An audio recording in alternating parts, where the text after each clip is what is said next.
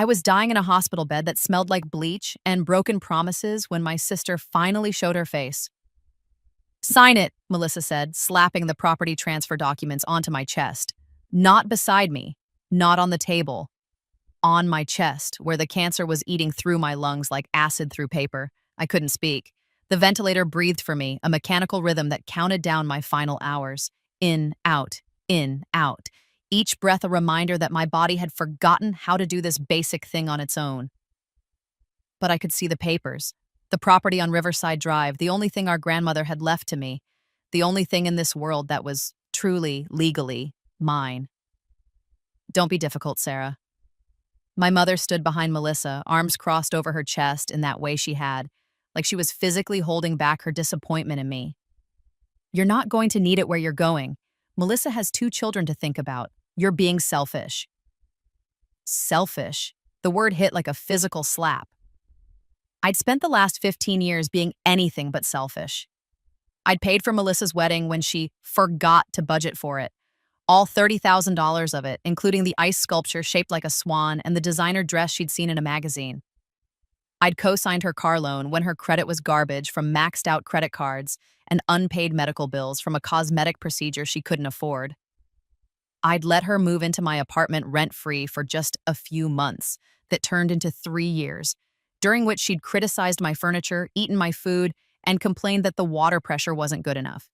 And when I got sick, when the doctor said the word cancer and my whole world tilted sideways, when I needed someone to drive me to chemotherapy because I was too weak and nauseated to do it myself, she'd been too busy. Redecorating the house her husband bought, the house I'd helped with the down payment for, $50,000 that I'd been saving for my own future, my own home, given freely because family helps family. My mother grabbed my hand, the one without the IV drip, the one that was nothing but bone and translucent skin stretched tight, and wrapped my fingers around a pen. Her grip was surprisingly strong for a woman who'd spent the last 3 months of my illness complaining about her own back pain, her own fatigue, how hard it was to visit me in the hospital because the parking was expensive. Just sign it, Sarah. Make this easy for once in your life. Through the morphine haze, I tried to pull my hand back, but I was so weak, so tired. My muscles were wasted, barely there. I'd lost 70 pounds in 6 months. I looked like a skeleton wearing a Sarah costume, and it didn't fit right anymore. And they were so insistent, so constant, like waves eroding stone. Melissa's voice, sharp and irritated, treating this like an inconvenience to her schedule. My mother's guilt trips, each one a knife carefully placed between my ribs. Even my father, who'd always been the silent one, standing in the corner by the window and looking out at the parking lot like he couldn't bear to watch, but wouldn't stop it either. Think of the boys, Melissa said, pulling out her phone to show me a picture of my nephews, Tyler and Brandon, 8 and 6, grinning gap-toothed smiles at the camera. They deserve a future. They deserve opportunities. You don't have children, Sarah. You never will. Why should that property go to waste? The cruelty of it was breathtaking. I'd wanted children. I'd had a whole life planned. Marriage, kids, a home filled with laughter and chaos and love. But life had other plans. The cancer had other plans. And now my sister was using my childlessness, my dying childlessness, as leverage to take the one thing I had left. They guided my hand. My mother's grip tight on my wrist, pressing down, Melissa holding the papers steady, my father still looking away, pretending this wasn't happening, pretending he wasn't complicit through his silence. The signature was barely legible, a shaky scrawl that looked nothing like my real handwriting. But it was enough. It was legal. Finally, Melissa breathed, snatching the papers away before I could change my mind, before I could somehow find the strength to rip them up.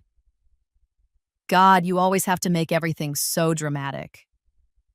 I wanted to laugh. I was dying at 37, from stage 4 lung cancer despite never smoking a day in my life, and I was making things dramatic.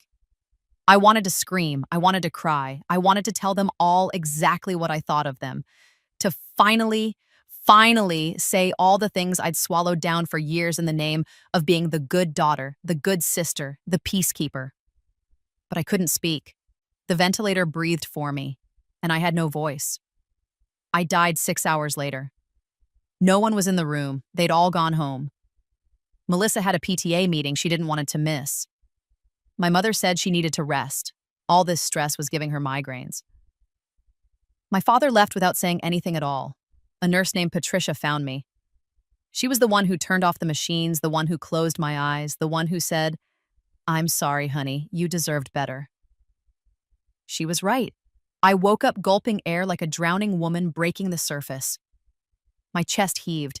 My lungs expanded fully, deeply, without the wet rattle that had accompanied every breath in those final months. I could breathe. I could breathe.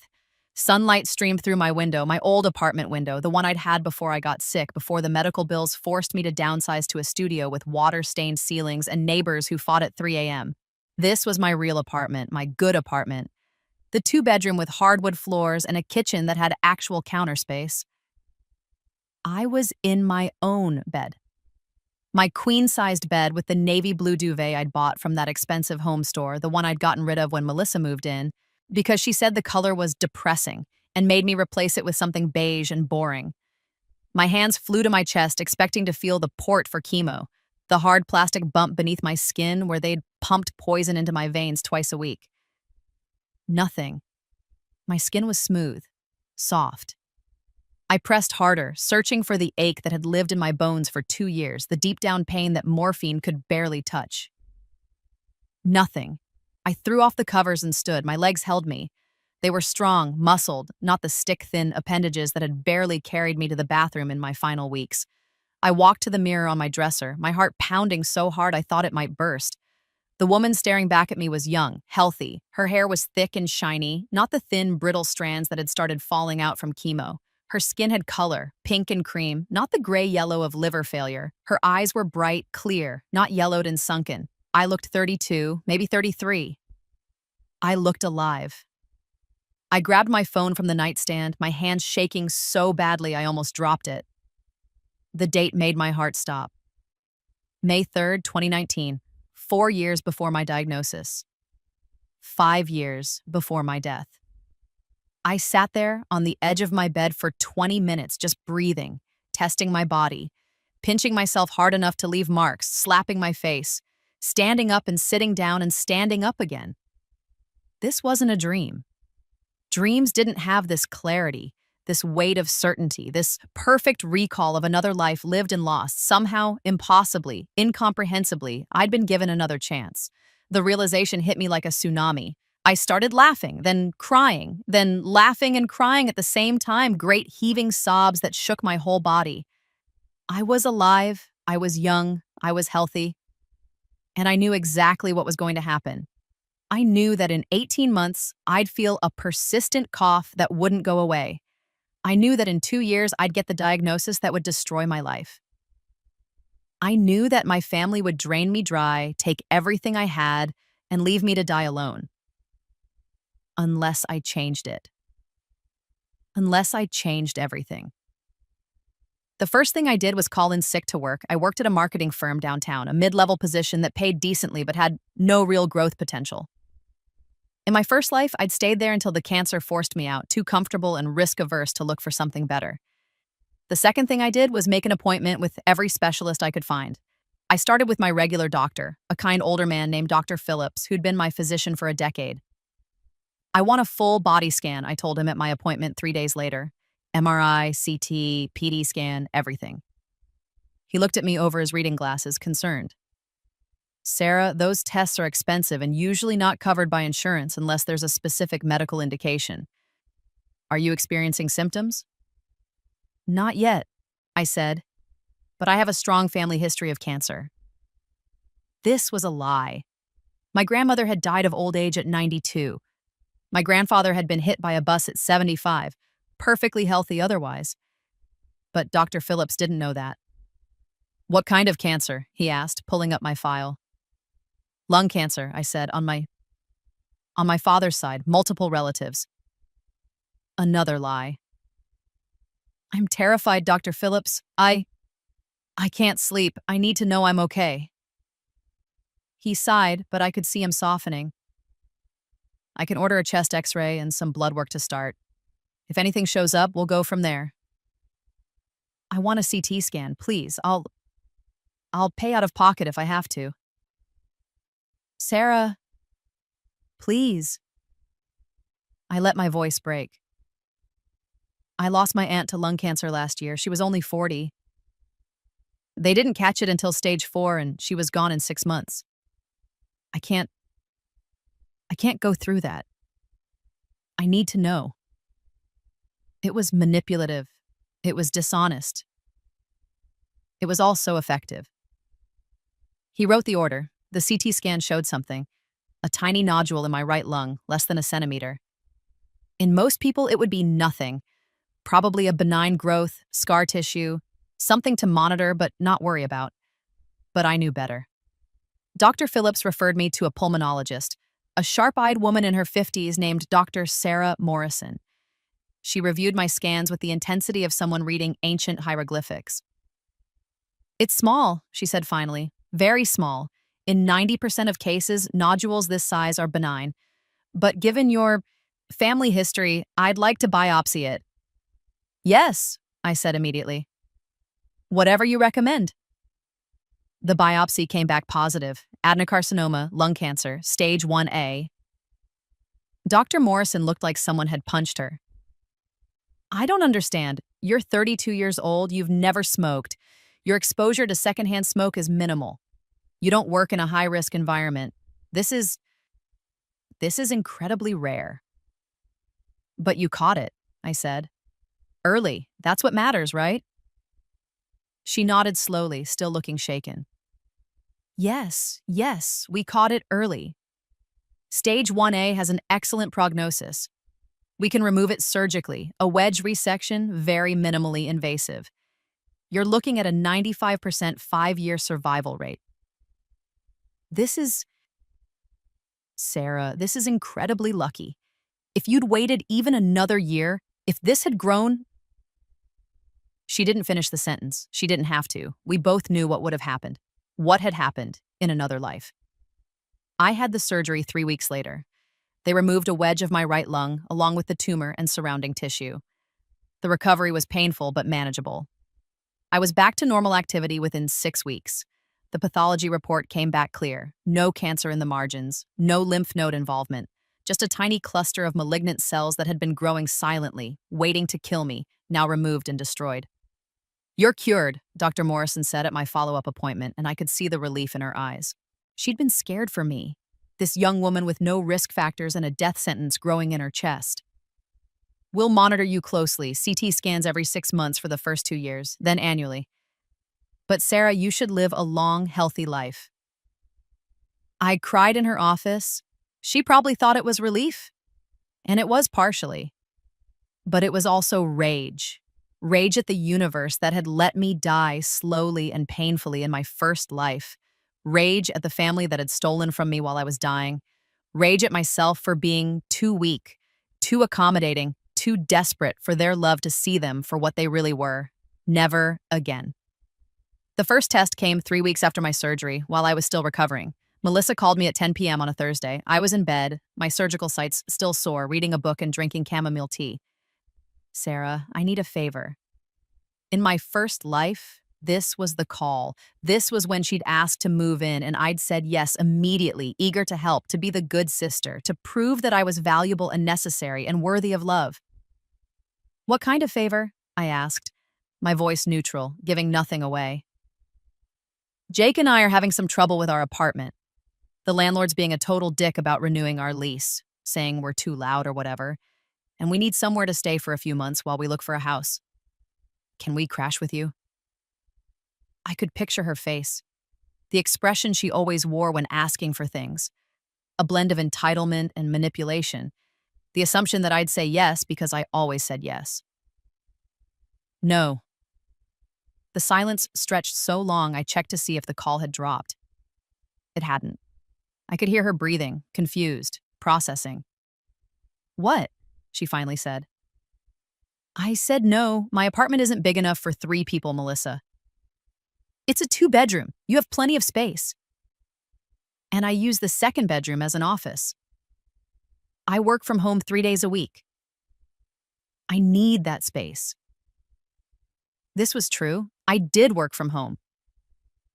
But in my first life, I'd given up my office, worked from the couch or my bedroom, contorted my life around hers because that's what good sisters did. Not this time.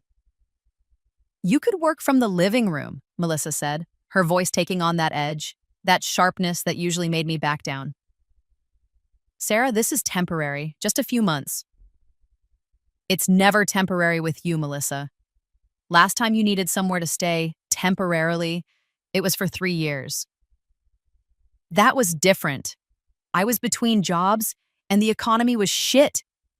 And I let you live rent-free while you spent your unemployment checks on Michael Kors bags and girls' trips to Vegas. Another silence. This one felt dangerous. Are you seriously bringing that up right now? Her voice was tight, angry. I paid you back for that. You paid me back $300 out of the $15,000 you owed me in rent and utilities.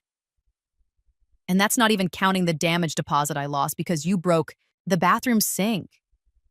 That sink was cheap. It broke when Melissa, I said no. Are you serious right now? Her voice pitched up into that familiar whine, the one that used to make me cave, make me feel guilty, make me rearrange my life to accommodate hers. I'm your sister. Family helps family. Then ask mom and dad. They have a guest room. Their place is in the suburbs. Jake's job is downtown. We can't commute that far every day. Sarah, don't be like this. Don't be selfish. There it was. The magic word. The weapon she'd wielded against me for my entire adult life. I'm not being selfish. I'm being realistic about my space and my boundaries. I'm sorry you're having landlord issues, but I can't help with this particular problem. Can't or won't? Both. She hung up on me. I sat there holding my phone, my heart racing. In my first life, I would have been crying by now, feeling terrible, already composing a text to apologize and take back my refusal. I would have convinced myself that I was being unreasonable, that 3 people could totally share a 2-bedroom apartment, that I could make it work somehow. But I'd already lived that life. I knew exactly where accommodation led. My mother called 10 minutes later. I let it go to voicemail. She called again and again. On the 4th call, I answered. Sarah Elizabeth Patterson, what is this I hear about you refusing to help your sister? Not hello, not how are you feeling after major surgery, just straight into the guilt trip. I told Melissa she can't move in with me. I don't have the space. You have a 2-bedroom apartment, which I pay for with my money, and I get to decide who lives in it. She's your sister. She's family. When did you become so cold? I almost laughed. Cold. I'd had surgery 3 weeks ago, was still recovering from having part of my lung removed, and my mother's first concern was that I'd said no to my sister. I'm not cold, Mom. I'm just not setting myself on fire to keep other people warm anymore. What is that supposed to mean? It means I'm done. Done with being the bank. Done with being the free labor. Done with bending over backwards while everyone else stands upright. How dare you? This is your sister we're talking about, your family. We have always been there for you. When? I asked quietly. When have you been there for me? I am your mother. I gave you life. I raised you. And I'm grateful for that. But that doesn't mean I owe you or Melissa my apartment, my money, or my peace of mind for the rest of my life. My mother made a sound like an offended cat. If you do this, if you turn your back on your sister when she needs you, there will be consequences, Sarah. Don't think there won't be. What kind of consequences, Mom? You'll see.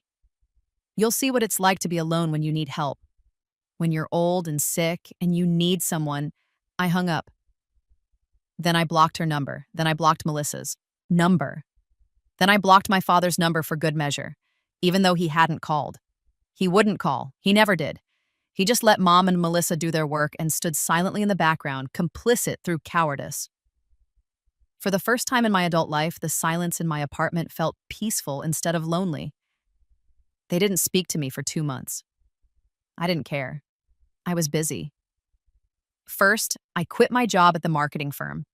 I gave them 2 weeks' notice and endured the exit interview where my manager asked if there was anything they could do to make me stay. Pay me what I'm worth, I said.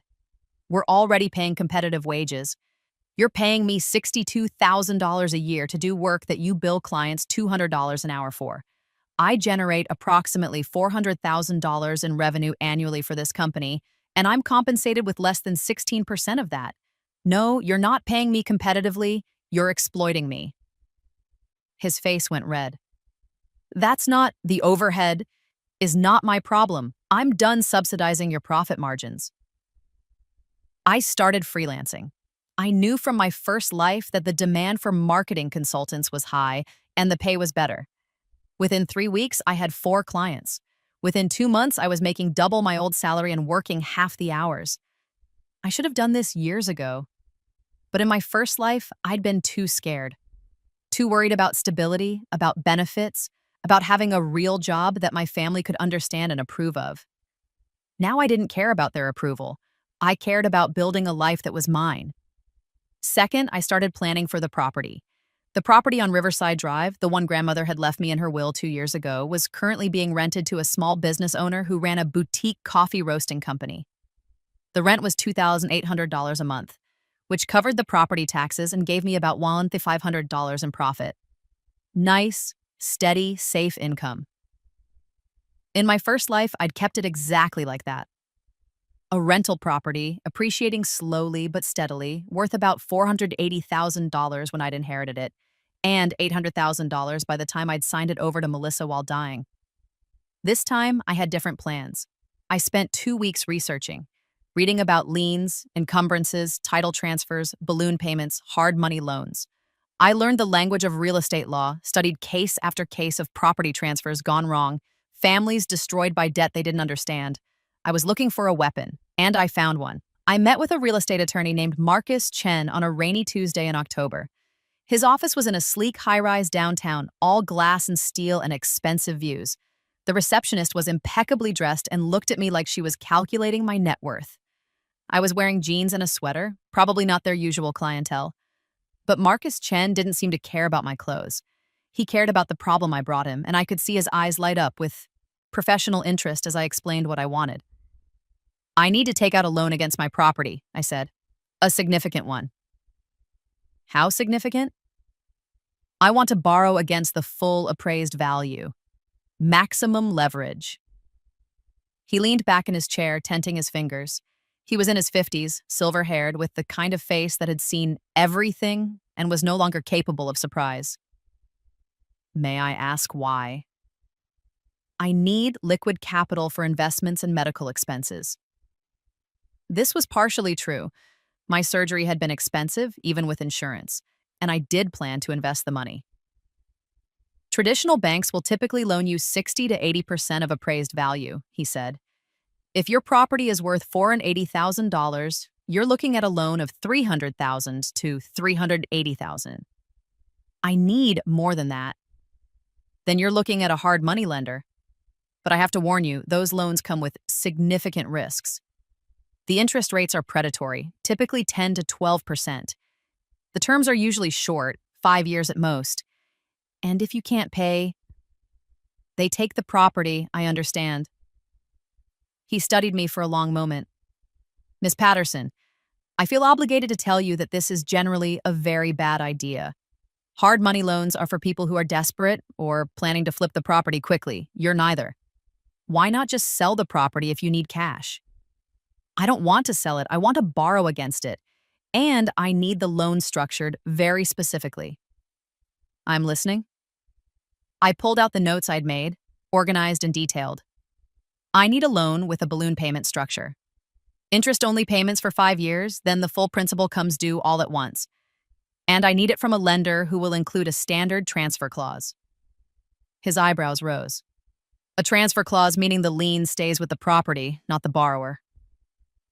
Exactly. Understanding dawned in his eyes. He sat forward, suddenly very interested. You're planning to transfer this property to someone else before the balloon payment comes due. I'm planning to protect myself from potential family issues. This is revenge planning. This is asset protection. A slow smile spread across his face. It wasn't a nice smile. It was the smile of someone who'd spent decades in the legal system watching good people get screwed and bad people walk away clean, and who was delighted to finally see someone play the game smartly. "I know a guy," he said. "Anatoly Volkov. Russian, very old school, very hard-nosed about money, but he plays by the rules. Mostly. He'll give you a hard money loan if the collateral is solid, and Riverside Drive definitely qualifies. He's also very particular about his liens. He always includes transfer clauses because he wants his money back regardless of who owns the property." "Perfect. Ms. Patterson, I feel obliged to ask, who are you planning to transfer this property to?" "My family, eventually, when they ask for it." "And you're certain they'll ask?" "I thought about my mother forcing my hand to sign papers while I was dying. I thought about Melissa calling me selfish for not giving her everything I had. I thought about my father standing in the corner, saying nothing, doing nothing." "I'm certain," I said. Marcus Chen nodded slowly. "Then let's set a trap that would make Machiavelli proud." Setting up the loan took 3 weeks. Marcus handled everything with the precision of a surgeon. He found Anatoly Volkov, arranged the meeting, prepared all the documentation, and made sure every single word was airtight and legal. Anatoly's office was a restaurant in Brighton Beach called the Golden Samovar. It was the kind of place where everyone spoke Russian, the vodka flowed freely, and the waiters looked like they could bench press a car without breaking a sweat. Marcus and I met Anatoly there on a Friday evening. He was exactly as advertised. A man in his late 60s with cold blue eyes, silver hair slicked back, and a handshake like a vice grip. He wore an expensive suit that probably cost more than my car and a watch that definitely did. "You are Sarah Patterson," he said. His accent was thick, his English careful but correct. "You own property on Riverside Drive." "Yes." "And you want loan, full value." "Yes." "Why?" The question was direct, almost aggressive. I got the sense that Anatoly didn't like to waste time on bullshit. "Medical expenses and investments," I said. "I had surgery recently. The bills are significant." He nodded, accepting this. "You understand terms? This is not bank. This is hard money. Interest is 11.5%. You pay interest only for 5 years. Then," he made a chopping motion with his hand, "balloon payment. Full principal due. All at once. You have money, you pay. You don't have money, I take property," is very simple. "I understand." "You miss even one interest payment, I start foreclosure." "I am not nice about this." "I am businessman." "I understand." "Good." He pulled out a folder thick with documents. "You read all of this, every word. If you have questions, you ask Marcus, then you sign." I read every word. The loan amount, $480,000. The interest rate, 11.5% annually. The monthly payment, $4,600 interest only. The term 60 months, with a balloon payment of the full principal due on October 1st, 5 years from now. And there, in Section 7, subsection C, was the clause that made this all worth it.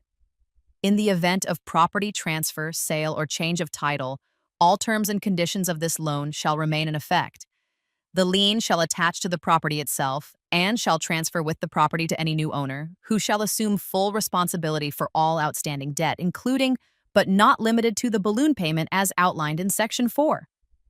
In plain English, whoever owned the property when that balloon payment came due would owe Anatoly $480,000. No matter who originally took out the loan. I signed, Anatoly signed, Marcus notarized. The lien was recorded against the property the next business day, a public record visible to anyone who bothered to do a title search. But I knew my family. They wouldn't do a title search, they'd just see the property and want it. Anatoly wired the money to my account the same day the lien was recorded, $480,000, minus his fees and Marcus's fees. I netted $462,000. I took that money and immediately called a financial advisor that Marcus recommended. Her name was Jennifer Wu, and she was ruthlessly competent. I have $462,000 to invest, I told her, and I need it to grow as safely as possible over the next 5 years. She didn't ask questions about where the money came from. She just created a portfolio, 40% in index funds, 30% in municipal bonds, 20% in real estate investment trusts, and 10% in a high-yield savings account for liquidity.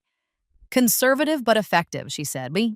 With average market performance, you're looking at 6 to 8% annual returns. Compounded over 5 years, your $462,000 should grow to approximately $620,000 to $680,000. More than enough to pay off Anatoly's balloon payment if I wanted to, but I didn't want to. I also set aside $50,000 for medical expenses, follow-up appointments, scans, potential additional treatments. Another $30,000 went into a separate account for the monthly interest payments to Anatoly. That gave me a buffer of over 6 months of payments, just in case. The rest, I let Jennifer invest. Then I waited. The first interest payment to Anatoly was due on November 1st. I paid it electronically. $4,600 transferred to his account like clockwork. He sent me a receipt via email, no message, just the confirmation that payment had been received. The money came from my rental income, $2,800 a month, plus my freelance income, which was now substantial enough that $4,600 was manageable. It wasn't comfortable. I had to budget carefully, cut back on unnecessary expenses, stop eating out as much. But it was doable. More importantly, it was temporary. I only had to maintain this for 5 years. Just 5 years of careful budgeting, and then my family would get exactly what they deserved. Thanksgiving came. I was invited to the family dinner by my father, who called from my mother's phone number. I'd unblocked them after a few weeks. It seemed petty to keep them blocked forever, and I wanted to see what they'd try next. Sarah. His voice was quiet, hesitant. It's Dad. Hi, Dad. Your mother wanted me to call about Thanksgiving. She's doing a big dinner. Turkey, all the trimmings. She'd like you to come. In my first life, I would have said yes immediately, grateful to be included, relieved that the silent treatment was over. I would have shown up with expensive wine and homemade sides and pretended that nothing had happened, that I hadn't been hurt by being frozen out. This time, I had different plans. I appreciate the invitation, I said, but I have plans. Oh, he sounded surprised. What plans? I'm going to Cabo with some friends. Cabo? Since when do you have friends who go to Cabo? I almost laughed. In their minds, I was still the same Sarah. Isolated, lonely, desperate for their approval. They had no idea who I was becoming. Since I started investing in friendships instead of family that doesn't appreciate me. Silence. He cleared his throat. Your mother will be disappointed. Dad, were you in the room when Melissa called me selfish for not letting her move in? Well, yes, but did you say anything? Did you defend me? Did you point out that I'd already let her live with me rent-free for 3 years? Sarah, you know I don't like to get involved in these things. Exactly, you don't like to get involved, which means you're complicit. So, no, I won't be coming to Thanksgiving. I'll be in Mexico, drinking margaritas and not thinking about any of you. I hung up. Then I booked the trip to Cabo. It cost $2,000 for 5 days at an all-inclusive resort, and it was worth every penny. Cabo was glorious. I went with 2 women from my new freelancing network, Kate, who did graphic design, and Simone, who was a copywriter. We'd met at a networking event, bonded over frustration with corporate bullshit, and become fast friends. They knew I'd had surgery for cancer. They knew my family was dysfunctional, but they didn't pry, didn't demand explanations, didn't treat me like I owed them my trauma as entertainment. We spent Thanksgiving Day on the beach, drinking frozen drinks and reading trashy novels. We got sunburned. We laughed until our stomachs hurt. We talked about our businesses, our dreams, our plans for the future. I want to buy a house, Simone said, squinting at the ocean through her sunglasses. Something small just for me. A place where no one can tell me what to do or how to live. Same, I said. No family drama, no obligations, just me and my space and my choices. Kate raised her margarita. To independence. To independence? We echoed, clinking glasses. It was the best Thanksgiving I'd ever had. I came back from Cabo, tanned, relaxed, and ready to move forward with my life. My mother left me 3 voicemails while I was gone, each one progressively more guilt-trippy. Voicemail Chan 1. Sarah, it's Mom. Just calling to see if you've changed your mind about Thanksgiving. We'd love to see you. Call me back. Voicemail 2. Sarah, this is getting ridiculous. I don't know what's gotten into you lately, but this is your family. We love you. Please call me back. Voicemail 3. Sarah, I'm very disappointed in you. Your sister is hurt. Your father is hurt. I'm hurt. We don't know what we did to deserve this kind of treatment. But we're your family and you're being very cruel. Please reconsider. I deleted all 3 without responding. Melissa sent texts. Wow, nice to know where we stand. Mom is crying because of you. Hope Cabo was worth destroying your family. I blocked her again. The years passed in a blur of work and healing and building a life that was actually mine. Year 1. I had expanded my freelance business, hired a part-time assistant, and raised my rates. My income doubled. I moved to a nicer apartment, a 3-bedroom with a balcony and a view of the city. I adopted a rescue dog named Charlie, a golden retriever mix who slept at the foot of my bed and made me laugh every single day. I kept making the interest payments to Anatoly, $4,600 a month, like clockwork. He sent receipts. We never spoke. My family reached out sporadically, birthdays, Christmas, Easter. I sent cards. I was polite but distant. I didn't visit. I didn't lend money. I didn't offer help. Year 2, my cancer remained in remission. Dr. Morrison was thrilled with my progress. You're a miracle patient, she said at my 2-year follow-up. Whatever you're doing, keep doing it. I started running.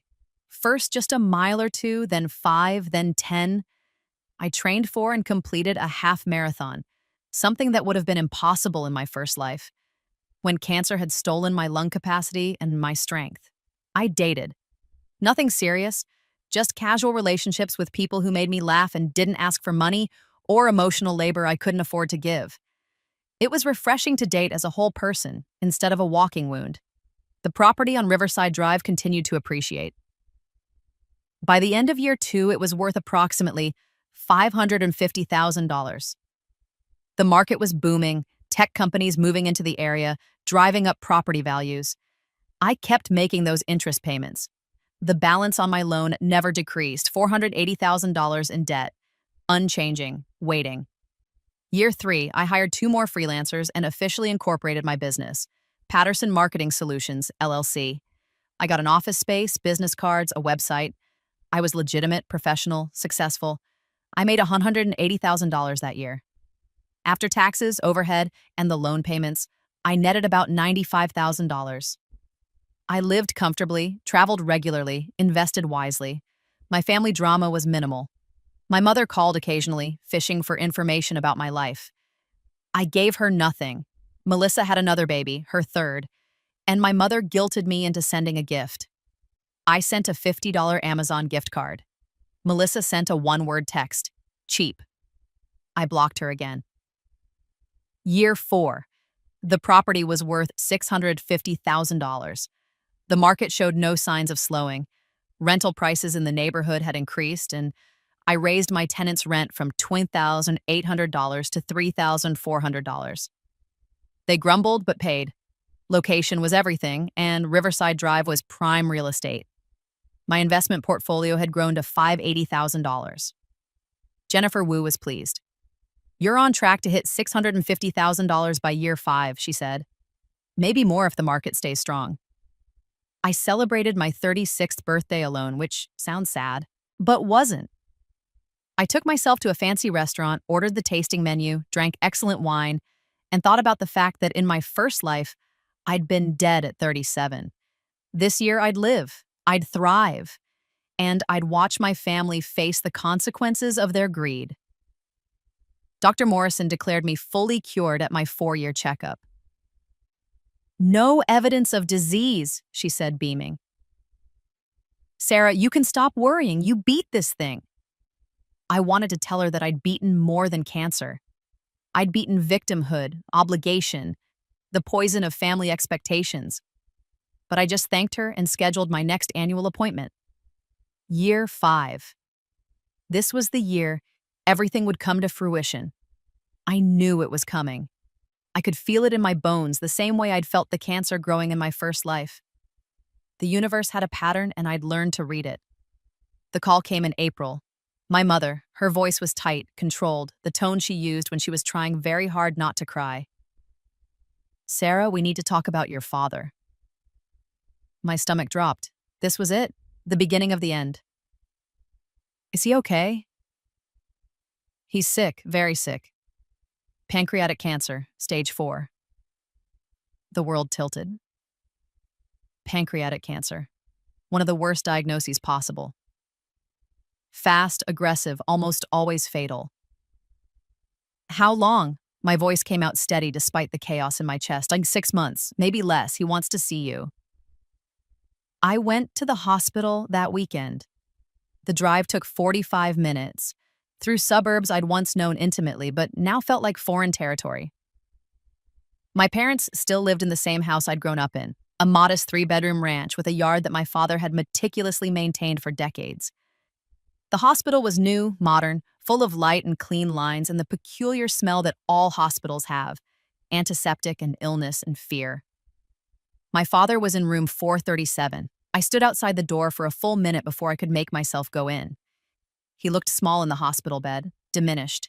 My father had never been a large man, but he'd always seemed solid, dependable, like a fence post you could lean against. Now he looked like a fence post that had rotted from the inside, barely holding itself upright. When he saw me, tears filled his eyes. Sarah, he whispered. You came.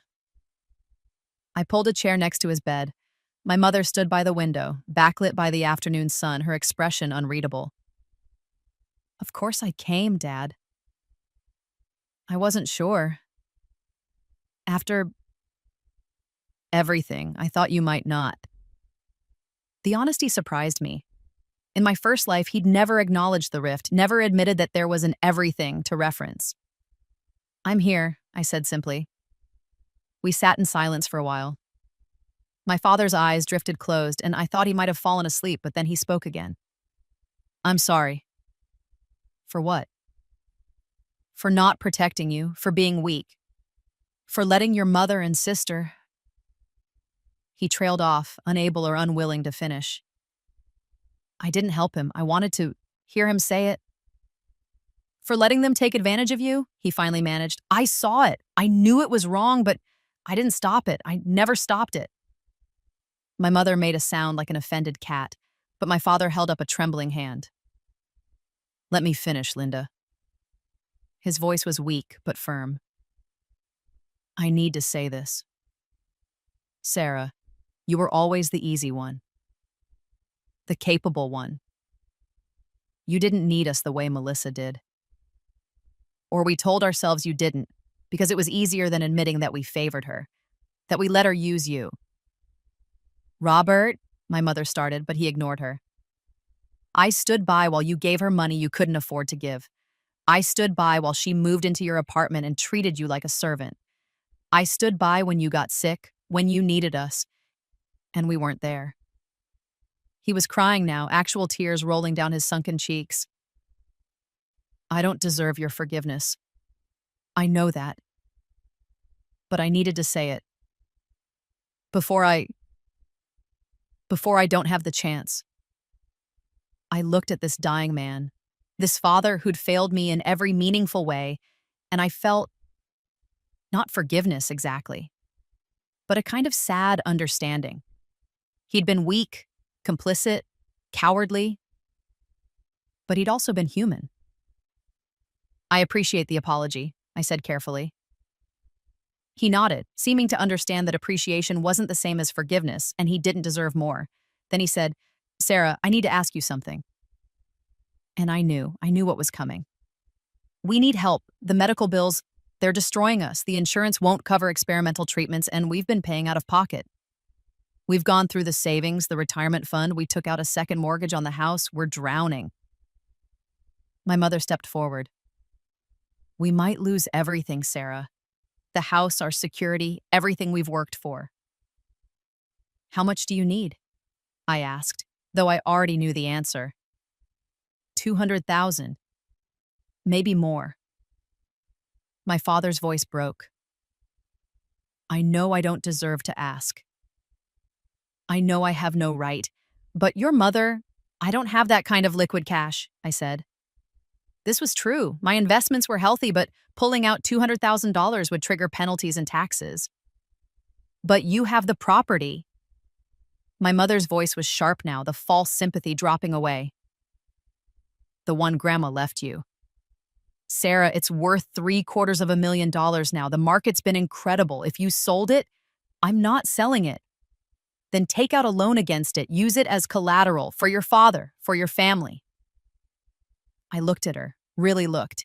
She'd aged in the 5 years since I'd last spent significant time with her. Lines around her mouth, gray in her hair that she'd stopped dying. But her eyes were the same, calculating, manipulative, convinced that she was entitled to anything I had. I already have, I said. They both stared at me. What do you mean? My mother asked slowly. I mean, I took out a loan against the property 4 years ago, a significant one. I've been paying interest on it, but the principal comes due in October. My mother's face went white. What do you mean the principal comes due? I have a balloon payment loan. I've been paying interest only about $4,600 a month for the past 4 years. But the full amount of the loan, all $480,000, comes due on October 1st. Jesus Christ, Sarah. My mother actually stumbled backward, catching herself on the windowsill. What did you do with the money? Medical expenses, investments? My life? Medical expenses? What medical expenses? You're healthy. I could have told them about the cancer, about the surgery, the treatment, the second chance I'd somehow been given.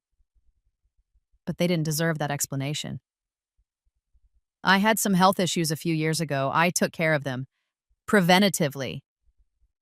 Preventatively? My mother's voice rose to a near shriek. You took out a $500,000 loan for prevention? Yes. You selfish, she caught herself, visibly swallowing her rage. She needed me. She couldn't afford to alienate me. Not yet. Can't you take out another loan, a second mortgage? Not with the current lien. The property's maxed out. I borrowed against the full appraised value. My father was crying harder now. I'm going to die and leave your mother with nothing. The guilt should have crushed me.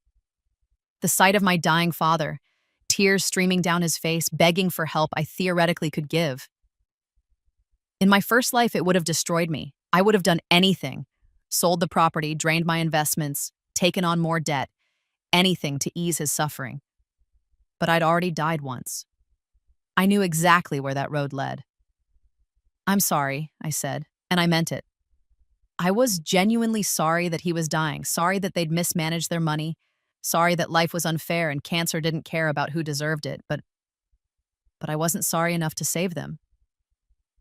Please, Sarah. My father reached for my hand with his skeletal fingers. Please. I'm begging you. I can't help with this, Dad. I truly can't. The loan is structured in a way that I can't access more equity, and I need what I have invested for my own future. What future? My mother spat. You don't have children. You don't have a husband. What future are you protecting? Mine, I said simply.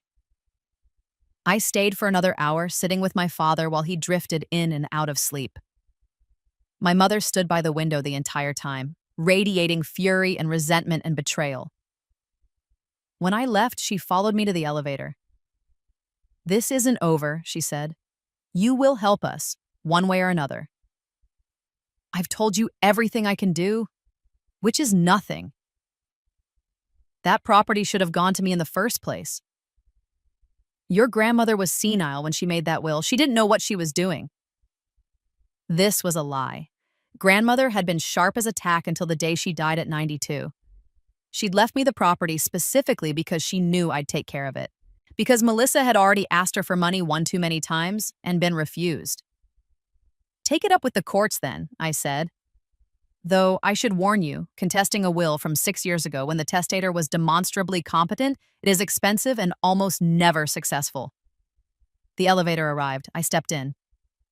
You're just like her, my mother said. Cold, selfish, caring more about money than family. If you really believed that, you wouldn't be asking me for $200,000. The doors closed on her furious face. My father died in June. The call came at 4 a.m. from a nurse at the hospice facility. He'd been moved there 2 weeks earlier when home care became impossible. Melissa had wanted him to stay at the house, but she wasn't willing to actually provide care, and my mother was too frail herself. Mr. Patterson passed peacefully in his sleep, the nurse said. Would you like to come say goodbye? I didn't. I'd already said everything that needed saying, but I went anyway, because even though he'd failed me, he was still my father. He looked peaceful, like he was sleeping. Someone had closed his eyes and folded his hands over his chest. He looked like a picture of a dead person, staged and unreal. My mother was there, red-eyed and exhausted. Melissa arrived 20 minutes after me wearing pajamas and a coat, her hair unbrushed. He's really gone, Melissa whispered, staring at the body. Yes, I said.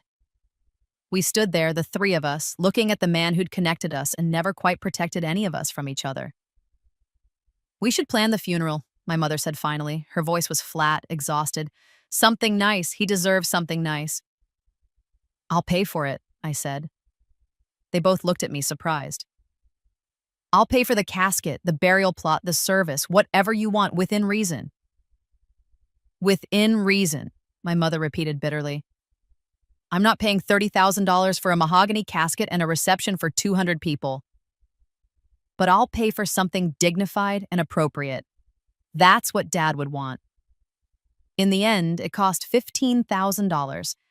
A nice casket, cherry wood, simple but elegant. A plot in the cemetery next to where Grandmother was buried. A small service with about 40 people, mostly old friends from Dad's work, some cousins I barely knew. The pastor said nice things about my father.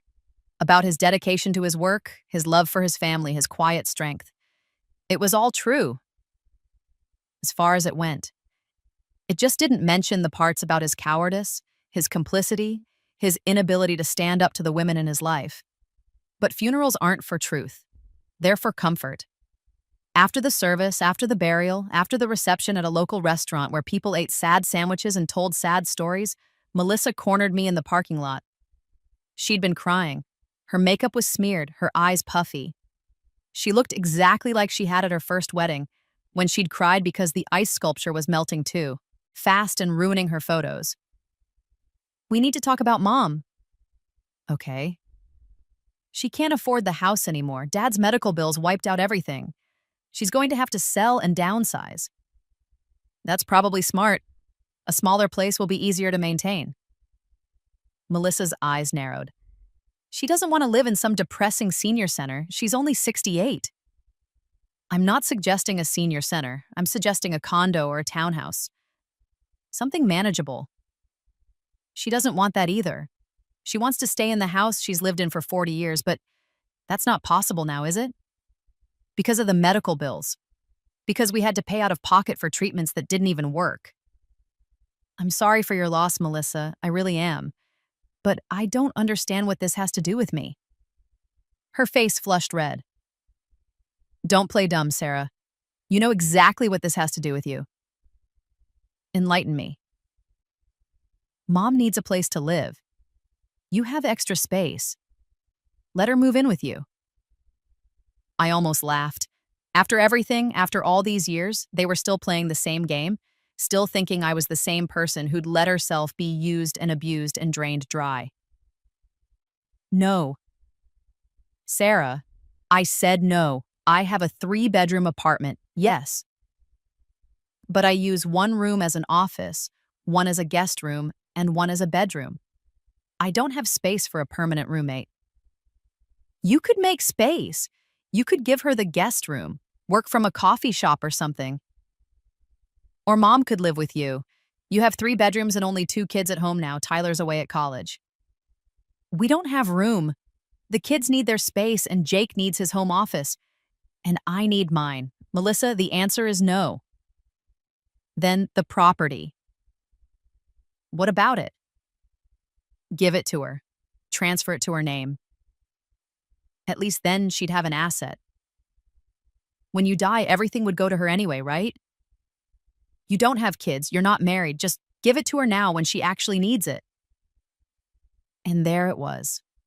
The exact same play from my first life, repackaged for a different timeline. No, I said, and why not? You're sitting on $750,000 in equity, and your own mother is about to be homeless. Mom won't be homeless. She'll sell the house, pay off the mortgage and the medical debt, and buy something smaller.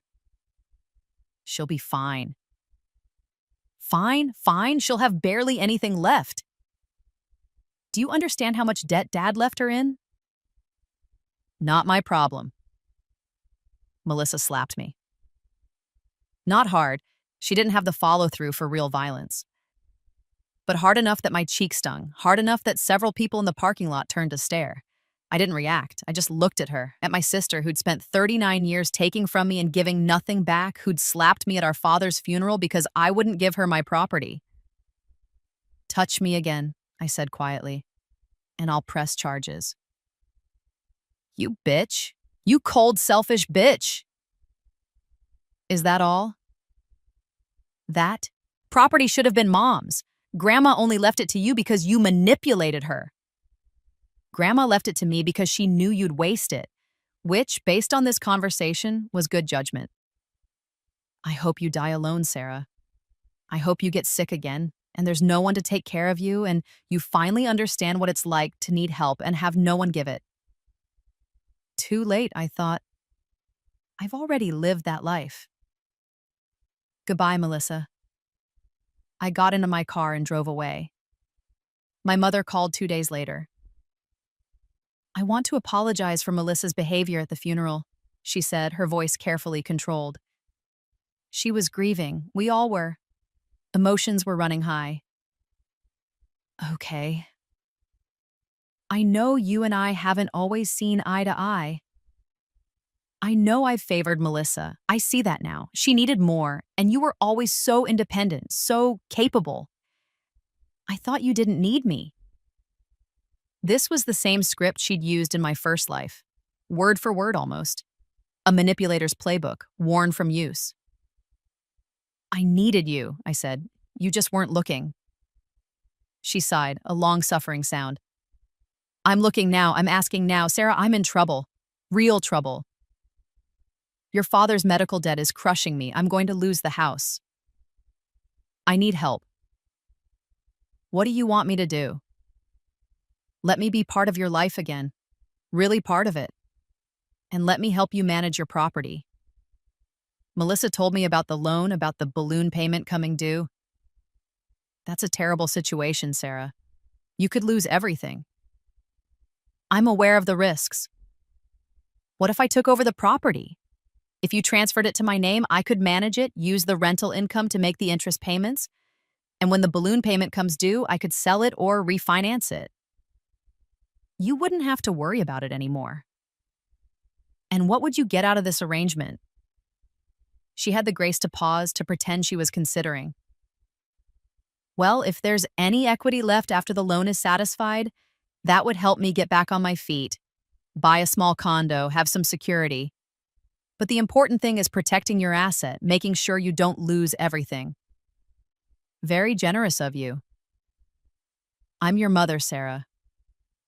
I want to help you. I let the silence stretch. Let her think I was considering it, weighing my options, falling for her concern. Transfer the property to you, I said slowly, and you'd manage it until the balloon payment comes due. Exactly. And if we can't pay the balloon payment, at least the property stays in the family. I could try to negotiate with the lender or sell it if necessary, but this way, you're protected. What happens if you can't sell it in time or can't negotiate with the lender? Then, then I'd lose it, but at least you wouldn't be the one losing it. At least you wouldn't have that on your credit, that failure. It was almost touching how she tried to frame this as protecting me. Let me think about it, I said. Don't think too long. That balloon payment is in October. That's only 4 months away. I'll let you know. I called Marcus Chen the next day. They took the bait, I said. I could hear the smile in his voice. What did they offer? My mother wants me to transfer the property to her so she can manage it and protect me from losing it when the balloon payment comes due. How noble of her. Extremely. She assured me that if there's any equity left after the loan is satisfied, she'd use it to buy herself a condo, for security. But really, the important thing is protecting me. Marcus laughed, a sharp bark of sound. And you said? I said I'd think about it. Are you going through with it? I thought about my first life. About signing papers while dying, my hand forced by my mother's grip, Melissa's impatience, my father's silent complicity. About the property they'd stolen from me while I couldn't fight back. About dying alone because my family couldn't be bothered to show up. Yes, I said, I'm going through with it. Then let's make this airtight. I don't want any possibility of them claiming they didn't understand what they were taking on. What do you recommend? Full disclosure. A quitclaim deed with explicit language about the lien. An acknowledgement form that they've been informed of the debt and understand that they're assuming it. Maybe even have them initial next to the balloon payment clause. Won't that scare them off? Unlikely. People see what they want to see. They'll see a property worth $750,000 and a debt of $480,000, and they'll do the math. That's $270,000 in equity minus selling costs. They'll still clear $200,000, maybe more if the market holds. They'll convince themselves it's worth the risk. And if they try to sue me later, they won't have a case. Everything will be documented. You'll have disclosed the debt explicitly. They'll have signed documents acknowledging they understand the terms. They'll have no legal recourse. Then let's do it. The transfer took 3 weeks. Marcus prepared the documents with exquisite care. Every clause airtight, every contingency covered. The quitclaim deed transferring the property from me to my mother. The disclosure form listing the lien, the amount, the interest rate, the balloon payment date. The acknowledgement that she understood the debt and was assuming full responsibility for it. My mother came to Marcus's office on a Wednesday afternoon in July. She wore her good dress, the navy one she saved for church and special occasions. She'd done her hair and makeup. She looked respectable, grieving, desperate. Perfect. Mrs. Patterson, Marcus said, shaking her hand. Please, have a seat. She sat. I sat next to her, playing my role perfectly. The daughter who wanted to help, who was trusting her mother with her most valuable asset. Sarah has explained the situation to me, Marcus began. You'll be taking ownership of the property at 1247 Riverside Drive, along with all the associated debt and obligations? Yes, I want to help my daughter. This balloon payment is hanging over her head, and I can't stand to see her so stressed. Very admirable. Let me walk you through the documents. He went through each one slowly, clearly. The quitclaim deed, the disclosure form which listed the loan amount, $480,000, the interest rate, 11.5%, the monthly payment, $4,600, and the balloon payment date, October 1st, 2024, just under 3 months away. Do you understand these terms? Marcus asked. Yes. And you understand that by accepting this property, you're also accepting responsibility for this debt? Yes. Including the balloon payment of $480,000 due in full on October 1st? Yes, I understand. But I'll sell the property before then, or refinance. I have options. Marcus glanced at me. I nodded slightly. He continued. Mrs. Patterson, I need to make absolutely clear that this debt transfers with the property. If you can't pay the balloon payment, the lender will foreclose. You could lose the property entirely. I understand the risks. And you're willing to accept them? Yes. I'm trying to help my daughter. That's what mothers do. Marcus slid the documents across the desk. Then please review these carefully and sign where indicated. She signed.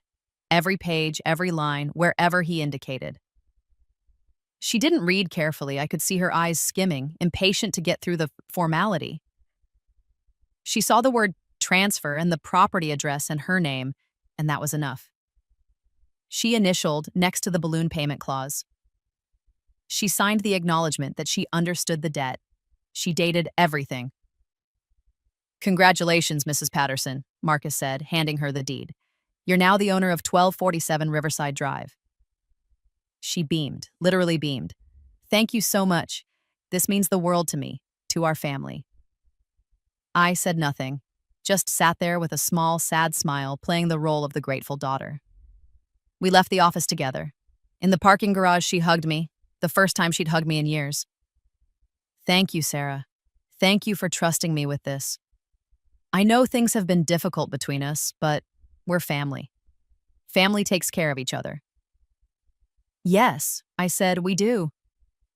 The property transferred on July 15th, 2024.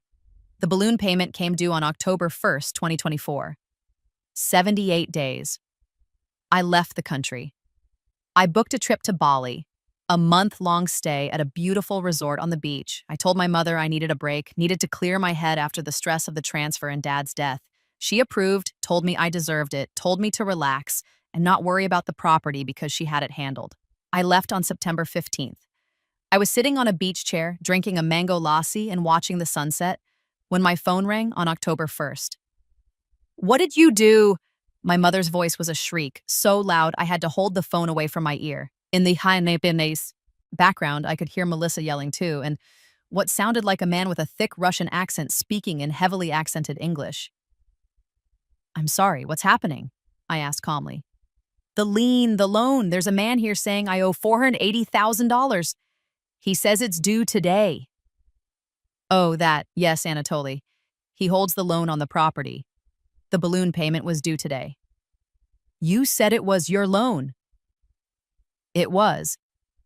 But the lien transfers with the property. You own the property now, so you own the debt. It's all in the paperwork you signed. This is fraud. This is illegal. Actually, it's not. Marcus Chen is one of the best real estate attorneys in the state. Every document was legal and above board. You took ownership of the property with full knowledge that there was a loan against it. You even initialed next to the balloon payment clause, acknowledging the date and amount. You said I could sell it. You said I'd have time. I never said that. You assumed it, and you did have time. 78 days, more than 2 months. Did you try to sell it? Silence. Then, the market's been slow. I had interest, but no offers high enough to cover the debt and closing costs. So you gambled. You thought you could sell it in time, clear the debt, and pocket the difference, but you couldn't. And now Anatoly wants his money. We don't have $480,000. Then I suggest you talk to Anatoly. He's very reasonable. If you can't pay the balloon payment, he'll probably let you sell the property to satisfy the debt. There's barely any equity. Even if we sell for market value, after paying off the loan and realtor fees and closing costs, we'll only clear maybe $200,000. Sounds like you did the math. That's more than you had before.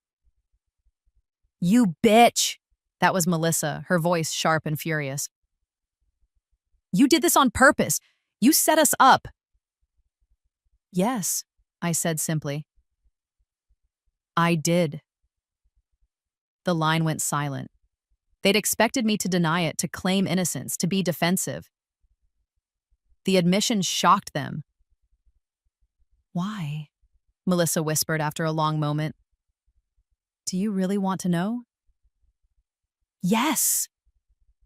I took a sip of my lassi, watching the sun sink into the ocean, painting the sky in shades of orange and pink and gold. Because in another life, You made me sign over this property while I was dying.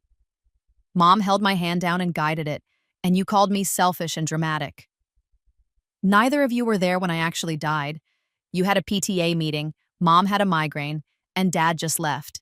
You got the property clear, no debt, worth $800,000, and you didn't even come to the hospital to say goodbye. What the hell are you talking about? Melissa's voice was shrill with confusion. Another life? Have you lost your mind? It doesn't matter if you believe me. What matters is that you taught me a valuable lesson about family. You taught me that love has conditions, that care has limits, that I was only valuable for what I could give you. That's not... We love you. You love what I can. Provide, money, property, emotional labor. But me, Sarah, as a person, you've never cared about her at all. This is insane, my mother said, her voice steadier now, colder. You're insane. We'll sue you. We'll take you to court for fraud and manipulation, and you won't win. Everything was legal. Everything was disclosed. You signed documents acknowledging the debt. Marcus made sure of it. Call a lawyer if you want. I encourage it. Let them explain to you exactly how thoroughly you fucked up. I could hear Anatoly's voice in the background, speaking to someone, then my mother again. He's starting foreclosure proceedings. He says if we can't pay by end of business today, he's filing tomorrow.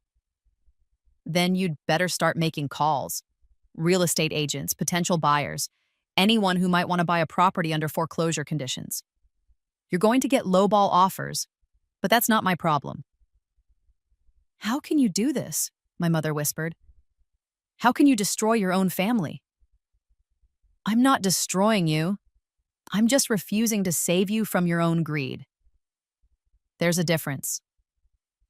Sarah, I hung up. They called back. 47 times over the next 3 hours, I blocked each number as it appeared. Mom's cell, Melissa's cell, the landline. Melissa's husband, Jake's number. Numbers I didn't recognize, probably relatives they'd recruited to guilt me. I blocked them all. Then I put my phone on airplane mode, ordered another lassi, and watched the stars come out over the Indian Ocean. I didn't turn my phone back on for a week. When I finally did, I had 127 missed calls and 89 text messages. I didn't read most of them. I scrolled through just enough to get the gist. Threats of lawsuits. Empty.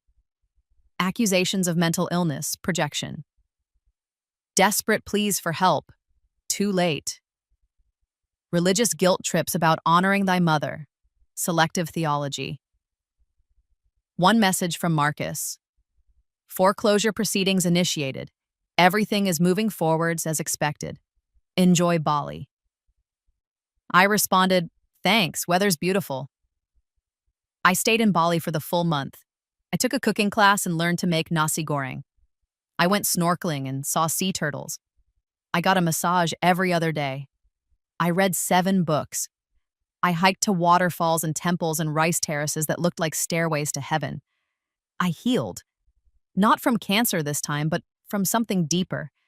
From the wound of growing up in a family that saw me as a resource instead of a person. From the scar tissue of loving people who only loved what I could give them. When I came home in late October, I felt lighter than I had in years. Maybe in my whole life, including my first one. Marcus met me for coffee my second day back. Foreclosure sale was held last week, he said, sliding a folder across the table. Property sold for $685,000. Less than market value. Foreclosures always sell low. Buyers know the seller is desperate. I did the math in my head. $685,000 sale price. Minus $480,000 to satisfy Anatoly's loan. Minus approximately $40,000 in realtor fees, closing costs, and foreclosure proceedings. That left roughly $165,000. Where did the remaining funds go? To your mother as the property owner. It's legally her money. I nodded. This was expected. The point wasn't to leave them with nothing. The point was to make them feel exactly what I'd felt. The betrayal, the helplessness, the realization that the people you trusted saw you as a mark. They tried to sue you, Marcus added. Melissa filed a complaint alleging fraud, elder abuse, and undue influence. And the judge dismissed it with prejudice. I submitted all the signed documents showing explicit disclosure of the debt. The judge ruled that your mother entered into the property transfer knowingly and willingly, with full legal capacity and full awareness of the associated liabilities. Melissa was also ordered to pay your legal fees. How much? $15,000, I smiled. Did she pay? She's on a payment plan, $500 a month for the next 30 months. She's furious about it. Good. I found out later through a cousin who stayed in touch with me despite the family drama what happened to the money.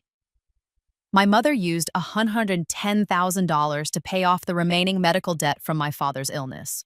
The hospital had been threatening to sue, and she was terrified of having her wages garnished in retirement. Melissa convinced her to invest $40,000 in a multi-level marketing scheme, some nutrition supplement company that promised exponential returns. It collapsed within 8 months, taking the entire investment with it. The remaining $15,000 went to a down payment on a condo, a small 2-bedroom unit in a complex 30 miles outside the city. My mother bought it with Melissa as a co-owner, a decision she would regret within the year. They live together now, my mother and Melissa's husband Jake and the 2 kids still at home, my nephew Brandon, now 15, and Melissa's youngest, a daughter named Emma, age 7. 5 people crammed into an 100-square-foot condo with walls so thin you could hear the neighbors arguing about money. According to my cousin, they fought constantly. About bills, about space, about whose turn it was to clean or cook or do laundry. About money, always about money, how to make it, how to spend it, who was responsible for what. Melissa had gotten a job at Target, working retail for $16 an hour. Jake worked construction when there was work. My mother survived on Social Security and a tiny pension from my father's old job. Between the 3 of them, they made about $65,000 a year. It was enough to survive, but not enough to thrive. My cousin said my mother looked 10 years older, that she'd developed a tremor in her hands and took medication for anxiety, that she barely spoke anymore, just sat in front of the TV watching old game shows and looking defeated. Melissa had gained weight and lost her hair, stress and hormones, and cheap food taking their toll. She'd aged badly, lines around her mouth and eyes, a perpetual expression of anger and resentment. They blamed me for everything. I was the villain of their story. The selfish daughter who'd abandoned her family in their time of need, who'd set a trap and watched them fall into it with a smile. I could live with that. I heard through the same cousin that they told people I'd tricked them, that I'd manipulated a dying old woman, my mother, not my grandmother, into taking property with secret debt attached, that I was mentally ill, evil, a sociopath who enjoyed hurting her own family. Some people believed them. Some people sent me messages on Facebook telling me I was going to hell, that I was a disgrace, that family was everything, and I'd destroyed mine.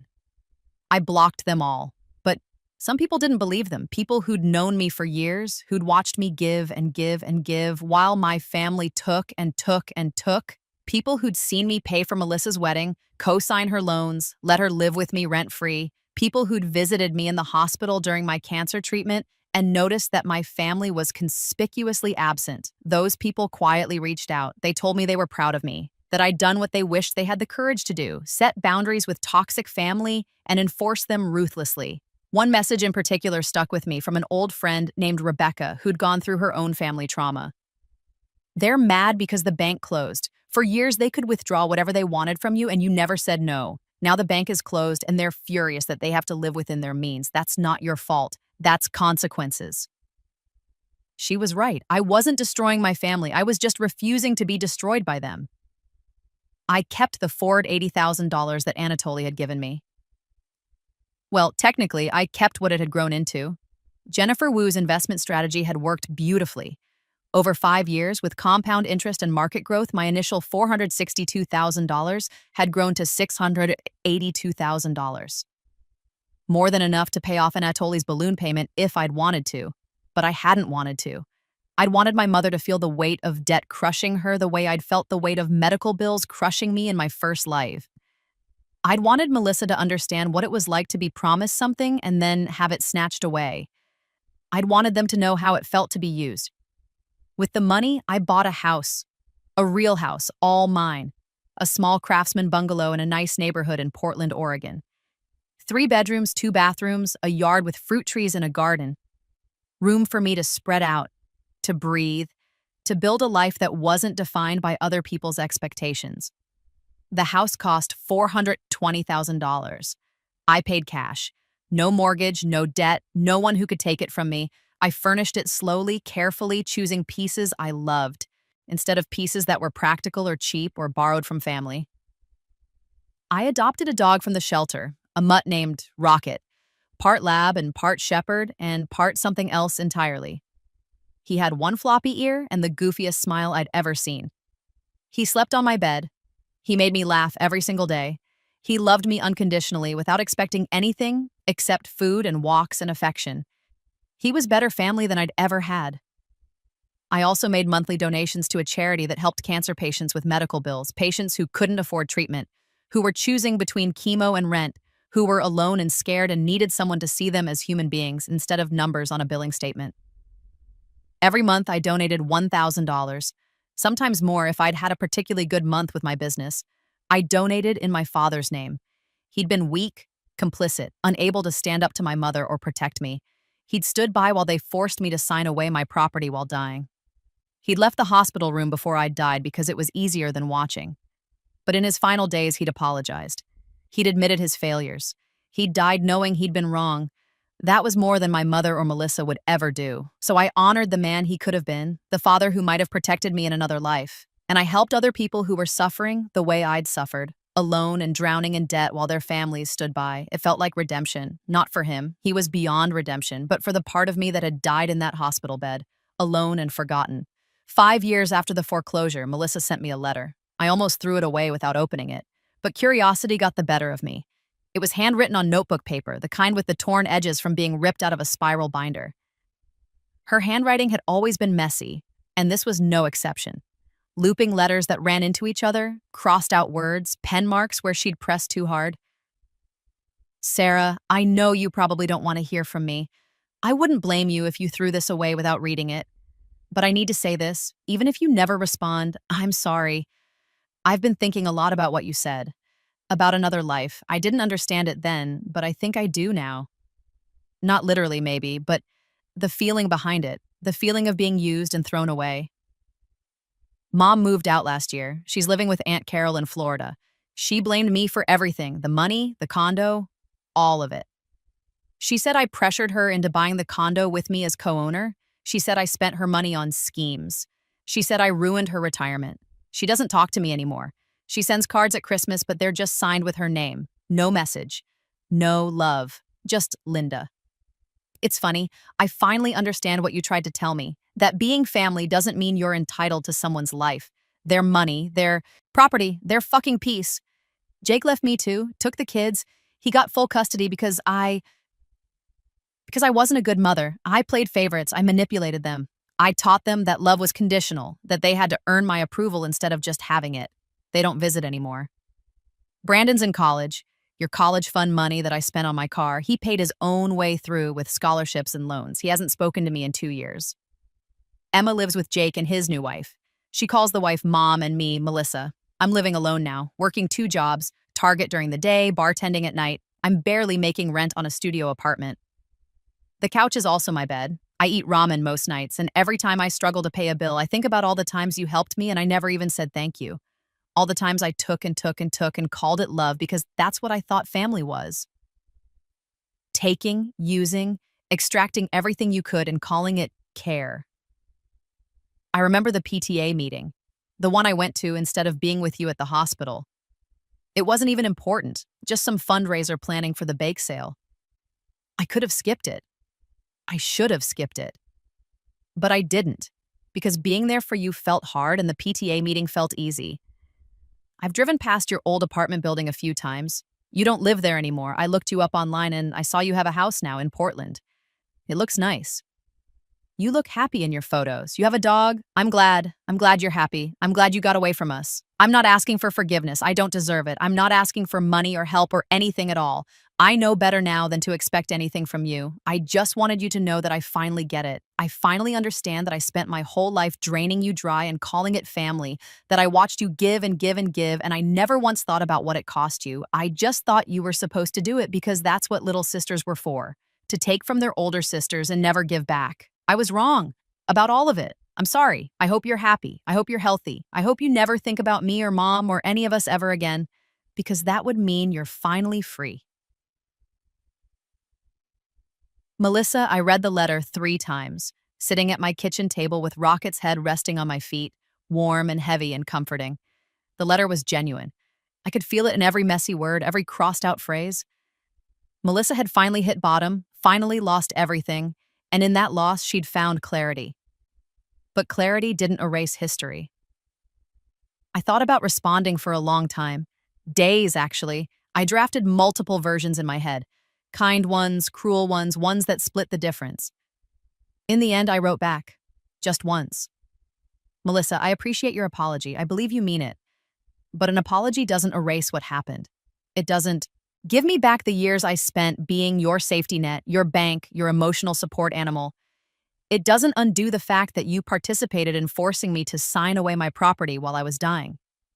That happened. In this life or another, it happened. And I remember. I don't forgive you. Maybe I will someday, but not today. Maybe not ever. But I do hope you've learned something from all of this. I hope you treat the next person in your life better than you treated me. I hope you understand the difference between love and extraction now, and I hope you build a life that's yours, not one that depends on taking from others. You said you hope I'm free. I am. I've been free since the day I stopped setting myself on fire to keep you warm. Don't contact me again. Sarah.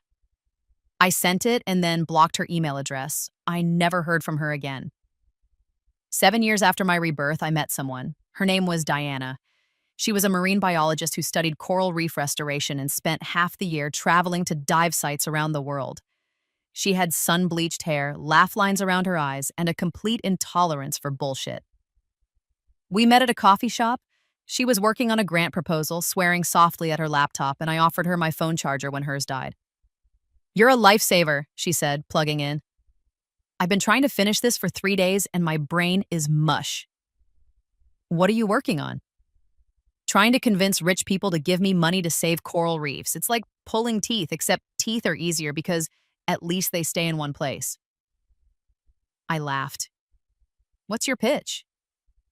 Coral reefs support 1/4 of all marine species, protect coastlines from erosion, provide food and income for millions of people, and are disappearing at an alarming rate because humans are assholes. Give me money to fix it. Compelling. Right? And yet somehow it's not working. Apparently, rich people want something called data and measurable outcomes instead of just my passionate ranting. We talked for 3 hours. She missed her grant deadline. She didn't care. We went on a date the next week, then another, then another. On our 3rd date, she asked about my family. We're estranged, I said simply. Want to talk about it? Not particularly. Cool. Want to hear about the octopus that escaped its tank at my research facility instead? Because I have a story about an octopus that made it halfway to the ocean before we caught it, and it's way more interesting than family drama. I laughed, feeling something loosen in my chest. Yes, tell me everything about the escape artist octopus. She did.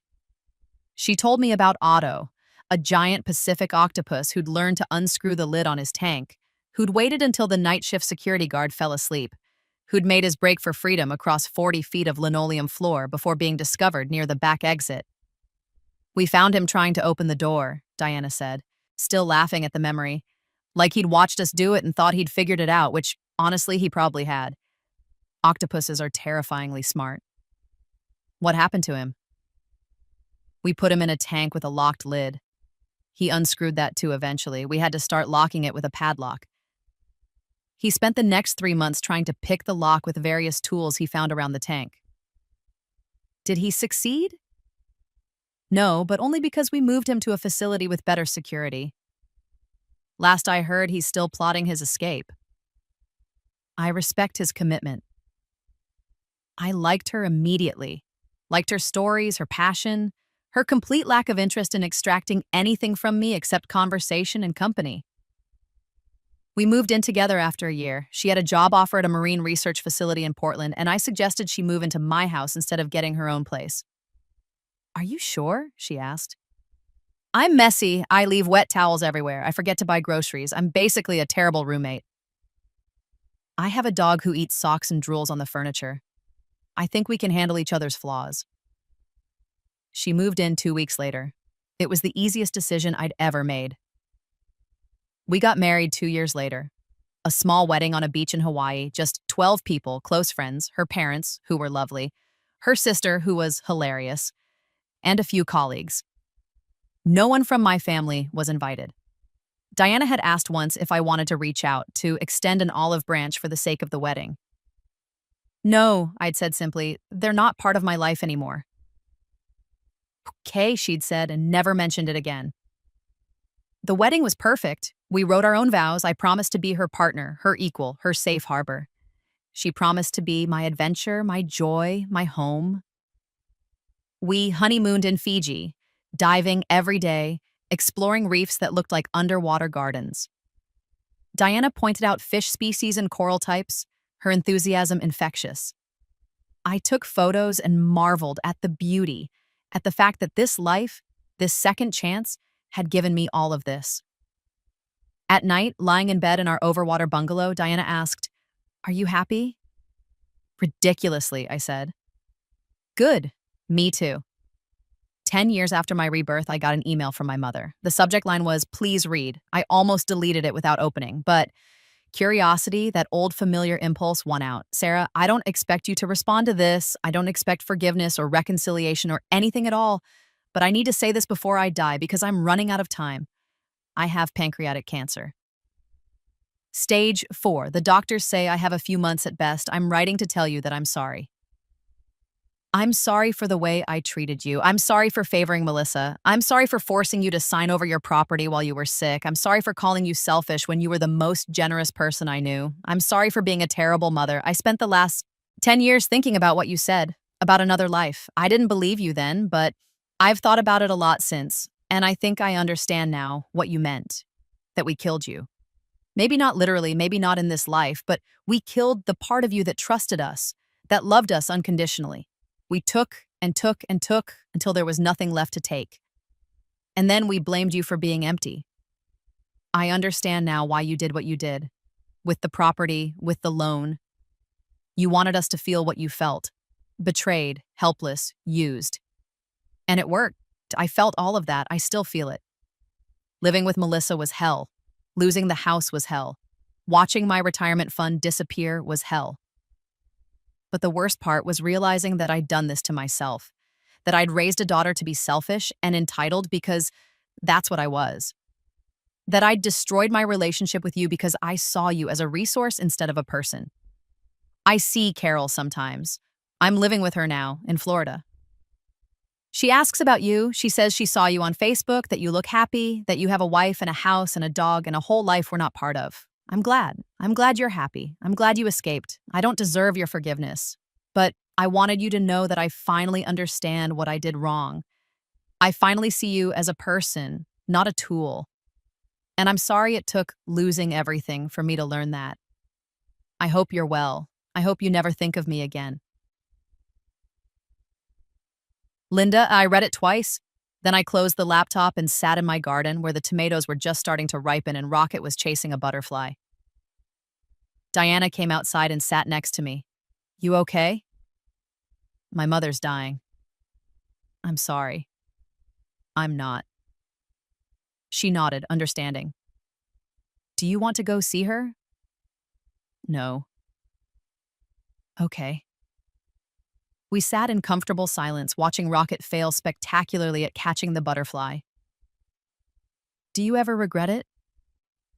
Diana asked after a while, and what you did to them. I thought about it. Really thought. "No," I said finally. "They taught me that people will take everything if you let them. I just made sure they understood what it felt like to be on the receiving end." "That's cold." Maybe, but I'm warm now, and I'm free, and I'm happy. I looked at her. Are you happy? She kissed me soft and sweet. Ridiculously. My mother died 3 months later. Melissa sent me an email with the funeral details. I didn't go. I sent flowers instead. A modest arrangement with a card that said simply, "My condolences on your loss." Melissa sent a reply, a statement. That's it? That's all you have to say? I didn't respond. 15 years after my rebirth, I sold my business. Patterson Marketing Solutions had grown into a thriving consultancy with 15 employees and annual revenue of $3 million. A larger firm made me an offer I couldn't refuse. $4.2 million for the client list, the brand, and a 3-year non-compete agreement. I took it. Diana and I used the money to buy a sailboat, a beautiful 45-foot cruiser named Second Chance. We spent a year outfitting it for long-distance sailing, then set off down the Pacific coast. We stopped at every interesting port. We swam in waters so blue they didn't look real. We anchored in hidden coves and watched whales breach and dolphins play. We ate fresh fish and drank good wine and made love in the captain's cabin while the boat rocked gently beneath us. One night, anchored off the coast of Costa Rica, Diana asked me, "Do you ever think about them? Your family?" I thought about it. Really thought. Sometimes, I admitted. But not in the way you'd think. I don't miss them. I don't regret what I did. I just sometimes think about who I was before, how desperate I was for their approval, how much I gave trying to earn love that was never going to come. And now? Now I know that love isn't something you earn. It's something you give and receive freely. Or not at all. She nodded, understanding. I love you freely. I know, I love you too. We lay on the deck, watching stars wheel overhead, listening to the ocean breathe. I'd died once, alone and empty-handed, surrounded by people who'd loved what I could give them, but not who I was. I'd been reborn into the same life, the same family, the same trajectory toward exploitation and death, but this time, I'd changed the ending. This time, I'd set boundaries. I'd protected myself. I'd said no and meant it and enforced it ruthlessly. This time, when the people who'd drained me dry came back with their hands out, expecting the same endless well of generosity they'd always found, they'd discovered something else instead. A locked door. A lien. A debt they'd have to pay themselves. Justice isn't always kind. Sometimes it's just fair. And fair was all I'd ever wanted. The stars reflected in Diana's eyes as she smiled at me, and I thought about how different this life was from my first one. How much richer. How much fuller. How much mine. I'd died once learning that love without respect is exploitation. I'd lived twice proving that boundaries aren't cruelty, they're survival. And I'd finally found people who loved me not for what I could provide, but for who I was. That was worth more than any property, more than any revenge, more than anything I'd left behind.